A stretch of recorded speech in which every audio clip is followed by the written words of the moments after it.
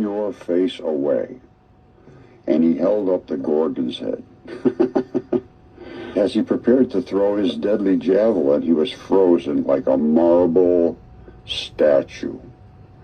In the act, Empix, next to him, thrust his sword straight at the heart of the courageous descendant of Licinius, and in thrusting, his right hand stiffened, without movement, this way or that.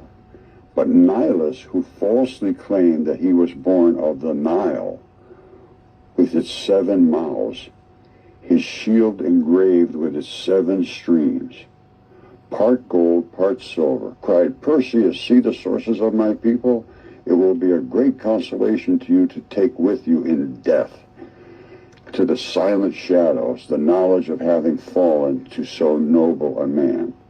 The last echo of his voice was cut off in mid-flight, and you might believe his mouth still wished to speak, though it was no longer pervious to words. He turned to stone and said, "Ah!"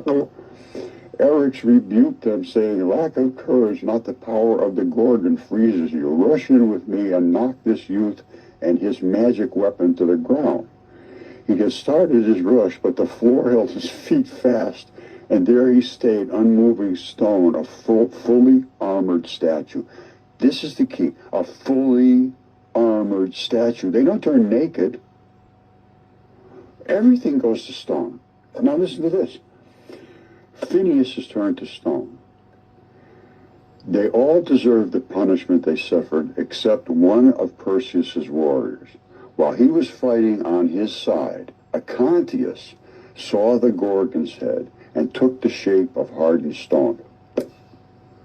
Astyages struck him with his long sword, thinking he was still alive, and the blade gave a high-pitched ringing noise.